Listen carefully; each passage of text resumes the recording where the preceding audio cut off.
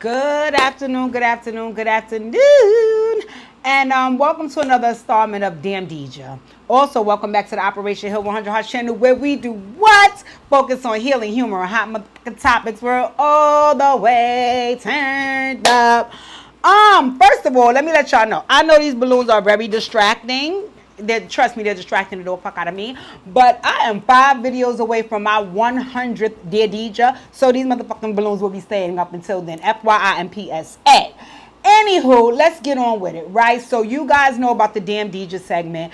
That's just a time where I kind of share some wisdom with you guys on how I assess some of my own personal situations and how they affect me out in the world and how I can make myself better or what I've learned about myself throughout that experience, right? So I want to give y'all this Damn Dijah today because last night, late night, I caught a little bit of one of the content creators who I watch, who I definitely enjoy, Armand Wiggins. That's actually where I got my 60-day cleanse idea from. But I watched a video that he put out last night, right? And the video, first of all, it resonated with me because it's something that I'm familiar with. And second of all, I just feel like he had put out such a different video a couple of weeks ago. So it kind of made me look at how much things had changed with him and his mindset in a matter of weeks. So basically the video that he put out a couple of weeks ago was him saying that he doesn't really feel like he's a likable person, right? And he was saying he feels that way because anywhere he goes, it's always just something about him. Like it could be 40 people in a room and somebody will point out his behaviors and say because of them they don't like him. It could be a classroom full of kids and he would get in trouble. Like he just basically was saying that he just has to accept that he may not be one of those likable people. And he was saying that although that's not one of the perfect things in his life that he would like to accept, he's just learning to accept it, right? So I listened to that video, and when he was saying it a couple of weeks ago, in my opinion, it was coming from an almost melancholy space. Like it wasn't coming from a space of I own this, I know this, and I'm pushing forward in life, even though that's what he was trying to convey. For me, it made me feel like he was a little sad about it, but he didn't want anybody to know. It showed up to me in his behaviors on the video. Anywho, last night the video that he put out was him saying that basically, it has nothing to do with you being not likable, but he wasn't saying it's about himself. This time, he was just giving some wisdom out to his viewers and subscribers. He was saying it's not really about you not being likable. It's about you having something, and that something can intimidate and distract and even sometimes offend other people. And when I heard the snippet of his video last night, I was so happy and so excited because that was a stance that I wanted him to take in his last video. So when I seen him take that stance in this video, I'm like, that's why I watch you, Armand, because something about you resonates in me. Like you have something in you that's very relatable to me. Anywho, I only listened to a snippet of that video. I'm gonna go back and listen to the video he dropped last night again. But with that being said, it just resonated with me and made me get in my head about something that was in my heart that I wanted to share with you guys, right? I can definitely relate to Armand when he says he feels like, sometimes he can be unlikable, right? Most times he can be unlikable, right? And initially when I started the healing journey, that was one of the things that I wanted to fix, right? Which was people have an image of me in their head and I want to change that. Right? So that's how I got on the healing journey. 2 of the reasons is 1, I wanted to change that, and 2, I wanted to stop being miserable. What I learned on the healing journey was sometimes, most times, oftentimes, people have that image of me because some of the things that I was doing, that would suggest that's who I was. And I had to figure out why was I doing these things. Like I always share with you guys, I was doing them because I was hurt and broken and yada, yada, yada, right? All right. Now on the healing journey, the same way how I displayed those behaviors that would make people dislike me and make me unlikable, on a healing journey, I've also displayed equal, if not more, behaviors that would show I am a good person and I'm likable, right? But what I saw was no matter how much I went out of my way to prove that I'm a good person and my actions and behaviors showed it, I still was being disliked. And I'm like, what the hell is going on here? Like the same way it was so easy for me to be able to show the behaviors that got me disliked, why is it 5 times as hard for me to show the behaviors that make me likable? And let me clarify, it's not hard for me to show the behaviors, it's hard for people to like me, right? So now when I'm on the healing journey and I feel like that, I'm like,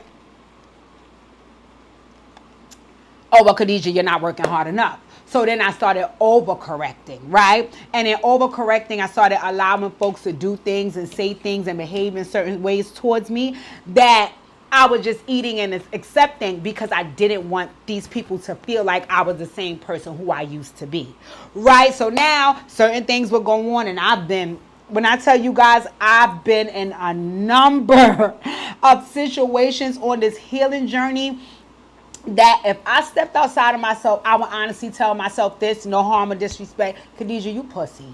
Straight up. Straight up. Straight up. If I was looking outside of myself, if I saw myself in somebody else, I would straight up say to me or that other person, bitch, you are pussy. Right? Because I've learned not to engage and not to entertain so much bullshit. Right? And again, initially, I was not entertaining and engaging it because I didn't want people to think I was who I used to be, which made me unlikable. Now, fast forward to me being and doing all of the beautiful things that I like to do and being the good person that I am, bitch, you still ain't liked. I can't win for losing in this bitch, right? So now, when I saw that, I'm like, well, what the fuck is going on here? And I realized something, right? I don't know if this is a good thing or a bad thing, so I'm going to ask my subscribers to chime in down in the comment section and share. Once again, everything is up for discussion as long as it's not disrespectful. I do not delete and I do not debate. So if you want to leave some feedback that we can discuss, please make sure it's respectful. Okay? In any event, I realized that my confidence and me being so sure of myself is a trigger for people, right? And it's mostly a trigger for folks who lack confidence or who are not sure of themselves. And for me, I almost couldn't reconcile with that. I couldn't reconcile with that because a part of me felt a little arrogance in saying it. I felt like, bitch, who you think you better than? Like, you saying that like you Jesus Christ or something. That's how I felt when I came to that conclusion, right? I'm like, something about that is not saying to me, oh, you're a trigger for people and that's not to no fault of your own. No. Something in that feels arrogant, Khadijah, like you think you better than motherfuckers, right? And so for me, I couldn't reconcile with that. So once again, I'm overcorrecting and allowing bullshit because I can't reconcile with the thought that all that bullshit is not my fault. All of this bullshit that's happening is not my fault. That's these other motherfuckers bullshit and they taking it out on me. And I'm like, and what this is how my mind works. It could be right or wrong, and you guys let me know if you think like this too, but this is how my mind works. When I see a person have a situation more than once, and with more than one person, I'm inclined to believe nothing can change my mind. It's something that you're doing. Right? What I didn't realize is it could be something that you're doing. It just doesn't mean that what you're doing has to be wrong. And that's what my issue was. My issue was if you tell me that 3 people think that you think you cute and you tell me that you went 5 places and everybody from them 5 places got that same assessment of you, then it is you acting like you cute. Yeah, but acting like I'm cute is not a bad thing. It's not a bad thing, right? And I think that's what my problem was with that line of thinking, is that if you having all of these same experiences in all of these different places with all of these different people, then it has to be you. Bitch, it is you. It is you. Khadijah, it is you. Khadijah, it is you. It is you. It is you, right? And I realized Khadijah, the me, I can be a trigger for other people. And that has nothing to do with me. That's what I have to reconcile with. That has nothing to do with me. No matter how nice I can be to a person, generous, compassionate, helping, none of that's going to matter. As long as I'm showing up as confident, funny, witty, pretty, and all of these other things that I show up with in all my splendor, that can be an issue. for another person. And you being who you are and that being a trigger for another person, really and truly ain't shit you could do about that. You are who you are because that's how God made you. And it's no reason for you to go around trying to change and shift for everybody that you encounter. No, just show up as yourself, and guess what? God will bring you your people, and those people will accept and love you, right? And it took me a very long time to learn that. Like, I'll give you guys another example. In my relationship, I can guarantee you that on a daily motherfucking basis, because of how my man is probably a slew of people that don't feel like I deserve this man, right? I deserve this treatment. Like, sweetie, what the fuck else you thought I was going to have? Right? Case in point, my job. My job was tailor-made for me. For me. My position was crafted for me, because of who I am, right? I never forget, right? And this is one of the things that, I always get emotional. I hate that, but this is something that makes me emotional, right? When my principal left our school that we worked in together in Brownsville, Brooklyn, and he went and started his other school, and we started having conversations about me coming up there with him, right? My position, it was no such thing. It was no such thing, right? And my boss, my principal, knew that the program that he was working in needed what I had. Me. Not Harry, not Mary, not Sally. Me. What I had, right? So he said when he was, because, it's a board of folks that he had to be able to sell this position to for them to feel like it was eligible for the program. And he said about me, and this shit made me feel so good. He said, basically I need her. This is her skill set. This is everything she do. He said, but the most powerful thing that this girl can do is that she has the ability to make everybody feel like somebody. He said, I could send her in a room to talk to fucking Obama, and she would talk to Obama the same way she would talk to a homeless person on the train and make them feel equally as important, right? That's just something I do. That's who I am. And because of that, people gravitate towards me. And because of that, people hate me, right? I think that is less of me in the world and more of the people who dislike the people like me. So it makes it seem like I'm the odd man out and I'm the effed up person. So people will go around and try to highlight and magnify all of my other ways because they just can't accept who I am. For a long time, I couldn't either. For a long time, I could not either. Now I sit in a space of, I'm going to always have the best for me. You know why? Because I'm solid on who I am. And who I am is such a great fucking person that everybody needs a me. Right? Okay? So when I look at my job, I look around at my coworkers. I don't try to do what my coworkers do. I allow them to do what they do. But then when it's my turn, when the lights come on, baby, I perform. You pass me the mic, you pass me the baton, I'm going to take it and run. So now, when I'm introduced to the motherfucking set, it's like, oh, okay, the superstar is here. Yes, she is. Yes, she is. And is everybody happy about me being here? No. Most people aren't. I don't give a fuck. Straight up. And it took me a long time to reconcile that. Because I thought being the shining star and standing up in who I am and doing what I do was a bad thing. It's not. It's a beautiful thing. And if you've ever got to witness or experience me, you would know that. Right? So I said that to say, sometimes when the more of them, when I have to engage the more of them, it almost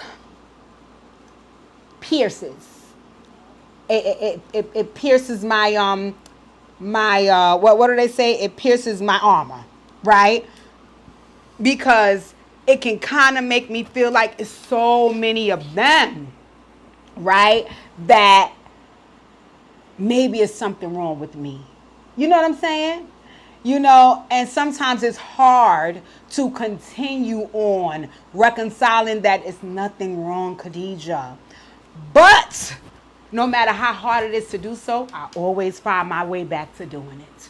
Right? And that is why I want to do this, dear Dijah, because I know that folks don't understand the magic that Operation Heal 100 Hearts is. I know a lot of folks don't even pay it no mind. I know a lot of folks have never experienced it, so they don't get it. But a lot of folks have experienced me. And I embody what Operation Heal 100 Hearts is. It's me continuing to show up in this world with who I am, no matter what anybody else is doing, no matter what anybody else is being, no matter how the world is unfolding. I am still Khadijah. That is one of my greatest gifts. So you can invite me into a space and you are going to get me full throttle, right? And getting me is the best thing that anybody can encounter or engage with. Am I perfect? Not at all.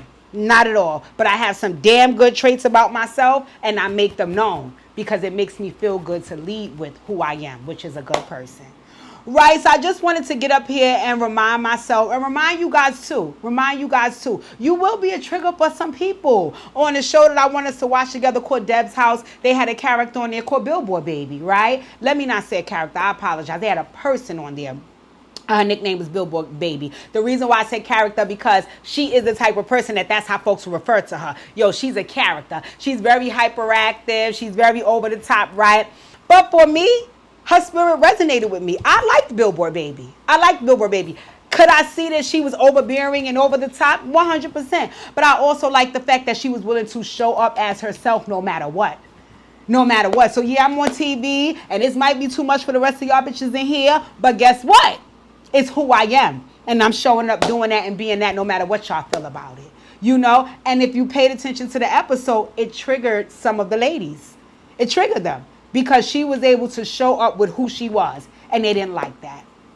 Right? And again, like I said, you know, that can happen. That can happen in this world. You have to continuously remind yourself that whether people like it or not, whether people agree with it or not, whether people resonate with it or not, whether it's favorable or not, you have to show up with who you are, what you are, and continue to be able to stand firm and confident in that. And when you encounter people or engage with people that just cannot stomach who you are, make sure you step away from them, because guess what? If you remain solid in who you are, God will bring you your village.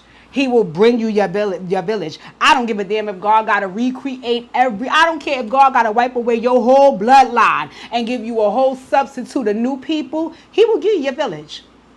He will give you your village, and you will love them so much, because these are not people that you have to pretend with. These are not people that don't accept you. These are not people that want to hurt you. They are your people. And just for you being who you are, they love you. Right? So you continue to show up, even if you crazy, even if you loud, even if you boisterous, even if you're not the most fashionable, whatever makes you who you are, continue to show up being that person, and I promise you, you will continue to be blessed. So with that, I have to say, damn, Dijah, you done came a long fucking way. Right, ladies and gentlemen, thank you for tuning in. That is my TED Talks for today. I just wanted to share because we all get doubtful at times, right? And I don't want anybody's doubt overcoming them, including and especially me, right? Because we got work to do. God made us away for a reason, and we have to now continue on the journey with who he made us. You want to be able to do that with your people and confidently. In any event, enjoy your day. Like, comment, share, subscribe. Drop down in the comment section and let me know what you think about what I said. And if you have some feedback to share with me that you think I can improve in any way, or if you got any tips from this video, if this resonated with you, please feel free to do so. I love you guys, and make sure you enjoy your day.